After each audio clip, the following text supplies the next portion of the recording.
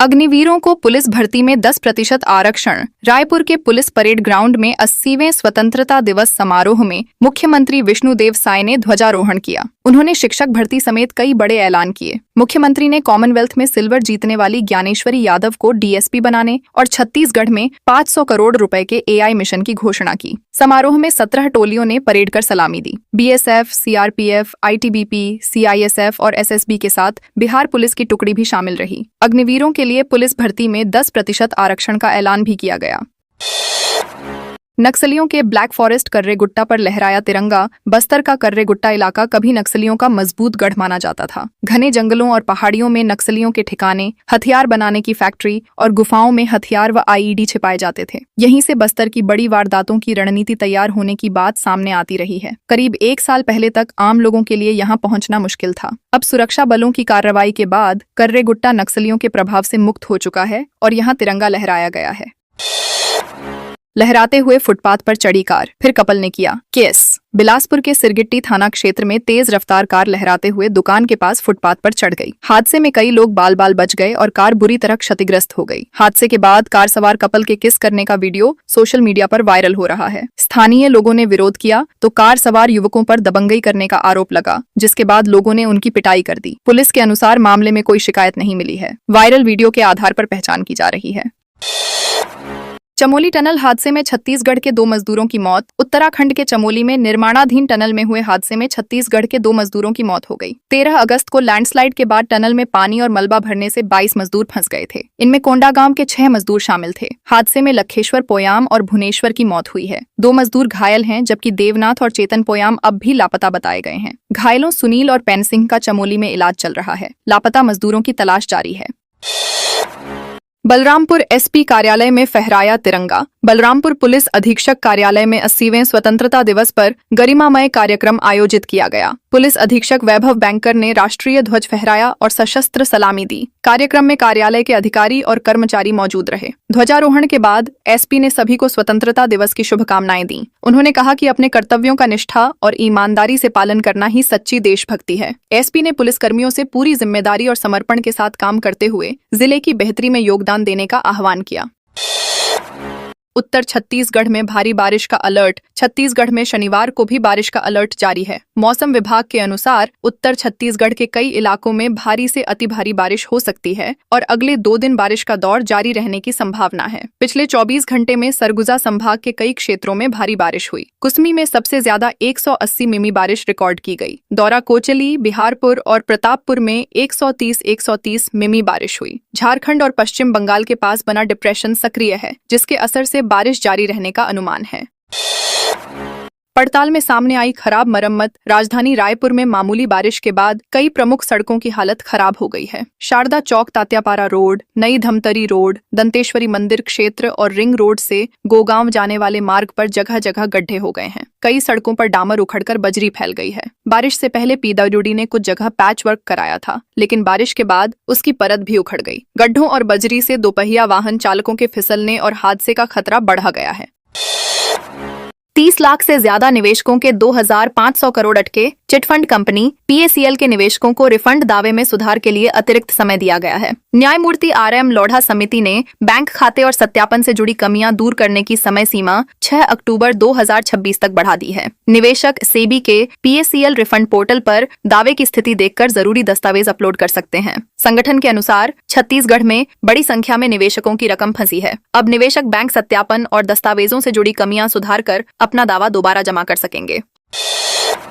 Hospital में तिरंगे के अपमान का आरोप। थाने पहुंचे भाजपाई। अंबिकापुर के होली क्रॉस हॉस्पिटल का एक वीडियो सोशल मीडिया पर वायरल है, जिसमें फर्श पर पड़े तिरंगे पर सफाई कर्मी के झाड़ू लगाने का आरोप है। मरीज के परिजन ने इसका विरोध किया, लेकिन सफाई कर्मी ने ध्यान नहीं दिया। स्वतंत्रता दिवस से पहले वीडियो सामने आने के बाद भाजपा पदाधिकारी कोतवाली थाने पहुंचे और एफआईआर दर्ज करने की मांग की। वीडियो में तिरंगा कचरे और मिट्टी के बीच पड़ा नजर आ रहा है। मामले को लेकर लोगों में नाराजगी है और पुलिस से कार्रवाई की मांग की गई है।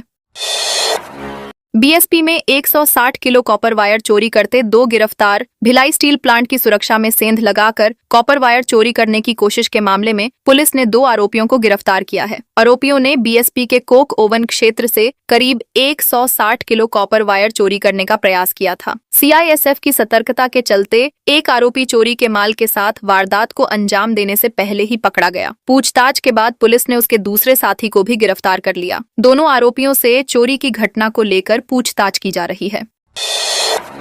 राजनांदगांव में रेलवे अफसर के घर ऑफिस पर सीबीआई की रेड। सीबीआई ने शुक्रवार को राजनांदगांव में रेलवे के वरिष्ठ अधिकारी अनमोल उइके के आवास और कार्यालय पर छापेमारी की। कार्रवाई कथित भ्रष्टाचार और रिश्वतखोरी से जुड़ी शिकायतों की जांच के तहत की गई। टीम ने ममता नगर स्थित अधिकारी के घर पर दस्तावेज और रिकॉर्ड खंगाले। इसके अलावा भिलाई 3 स्थित रेलवे के पीपी यार्ड में उनके कार्यालय की भी जांच की गई। अनमोल उइके भिलाई चरोदा क्षेत्र में सीनियर डीएमआई के पद पर तैनात हैं। अधिकारियों ने कार्रवाई के दौरान कई दस्तावेजों की जांच की। हर घर तिरंगा अभियान। देशभक्ति के रंग में रंगे शहर। स्वतंत्रता दिवस से पहले अंबिकापुर में हर घर तिरंगा अभियान के तहत भव्य तिरंगा यात्रा निकाली गई। हजारों लोगों ने हाथों में तिरंगा लेकर यात्रा में हिस्सा लिया। भारत माता की जय और वंदे मातरम के नारों से शहर गूंज उठा। मल्टीपर्पज स्कूल से शुरू हुई यात्रा महामाया चौक, घड़ी चौक और गांधी चौक होते हुए गांधी स्टेडियम मैदान पहुंची। युवाओं, महिलाओं और बुजुर्गों में खासा उत्साह नजर आया।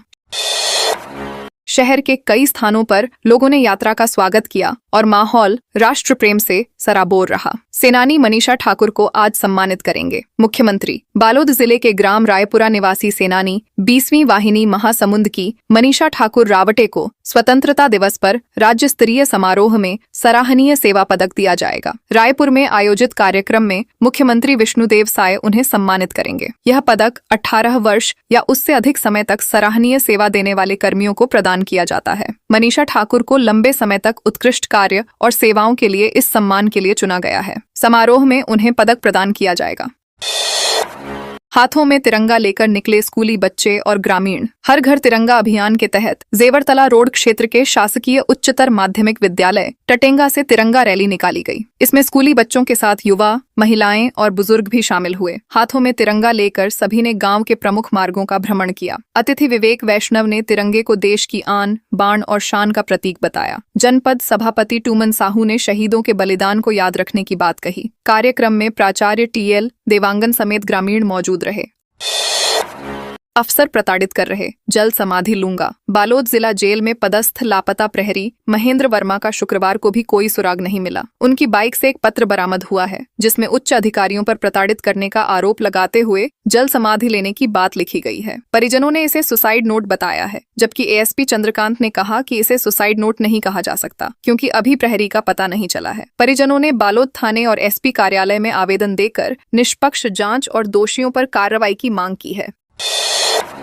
18 नक्सलियों को मार गिराने वाले डीएसपी विनय को मिलेगा राष्ट्रपति वीरता पुरस्कार। बालोद में पदस्थ डीएसपी विनय कुमार को नक्सल विरोधी अभियानों में अदम्य साहस के लिए राष्ट्रपति वीरता पुरस्कार से सम्मानित किया जाएगा। वर्ष 2024 में 2 प्रमुख ऑपरेशनों के दौरान उन्होंने टीम का नेतृत्व करते हुए 18 नक्सलियों के एनकाउंटर में महत्वपूर्ण भूमिका निभाई थी। कोटतामर का फरसबेड़ा क्षेत्र में 8 नक्सली मारे गए थे। वहीं काकुर परियादी क्षेत्र में भी ऑपरेशन हुआ था। विनय 2019 बैच के राज्य पुलिस सेवा अधिकारी हैं और नारायणपुर में डीआरजी के साथ नक्सल विरोधी अभियान चला चुके हैं। हरेली पर हीरापुर में बच्चों ने किया पौधरोपण। हरेली तिहार के अवसर पर ग्राम हीरापुर में बच्चों ने पौधरोपण कर पर्यावरण संरक्षण का संदेश दिया। बच्चों ने गांव में पौधे लगाने के साथ उनकी सुरक्षा के लिए बांस की टटिया भी तैयार की। ग्रामीणों ने बच्चों की इस पहल की सराहना की। उनका कहना है कि बचपन से ही बच्चों में पर्यावरण संरक्षण की भावना विकसित होने से गाँव को हरा भरा रखने में मदद मिलेगी। ग्रामीणों ने इसे पूरे गाँव के लिए प्रेरणादायक प्रयास बताया और बच्चों के उत्साह की प्रशंसा की।